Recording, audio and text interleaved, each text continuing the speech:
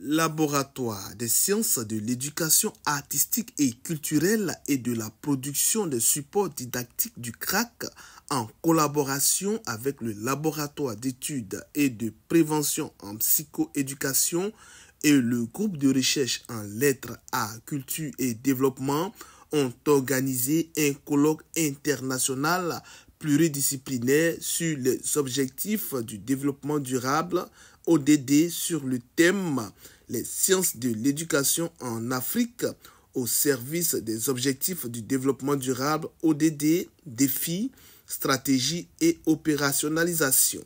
Ce colloque, qui avait pour objectif de faire l'état des lieux de la recherche scientifique sur les objectifs de développement durable en Afrique en proposant des stratégies concrètes pour leur réalisation, s'est tenu à la mythique salle Biti Moro de l'Institut du mercredi 7 au jeudi 8 mai 2025 en présence des universitaires, des institutions, des acteurs culturels et organisations de développement tels que ONU Femmes, le PNUD et l'UNESCO.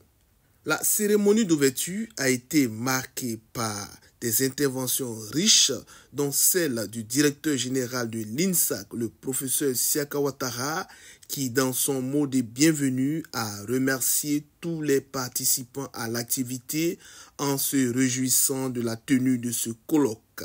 Le colloque qui réunit ce matin la communauté scientifique nationale, sous-régionale et européenne est un important rendez-vous.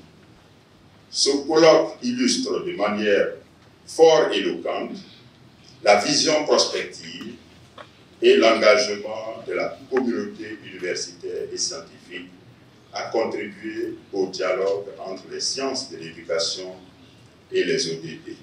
À sa suite, le professeur Abolou Camille, directeur du CRAC et président du comité scientifique, a partagé son point de vue sur le thème de ce colloque, laissant place au professeur Apadou Koudou de l'École normale supérieure qui a prononcé la conférence inaugurale. Le principe sur lequel reposent les ODD, c'est le principe du développement durable. Un développement équilibré sur le plan économique, social et environnemental.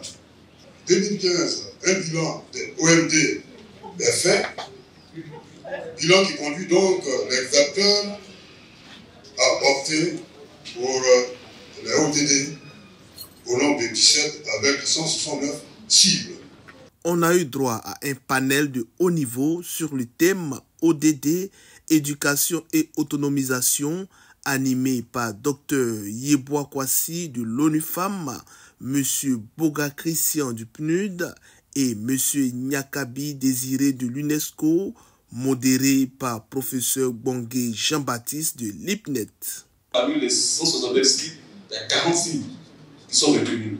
Donc vous verrez que par indicateur ODD, il y a des cibles sur lesquelles la Côte d'Ivoire travaille.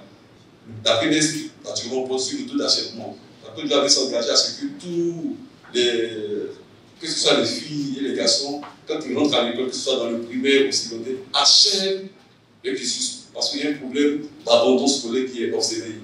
La deuxième cible également, tout le monde ait accès à l'éducation, pose sur l'accès global à l'éducation.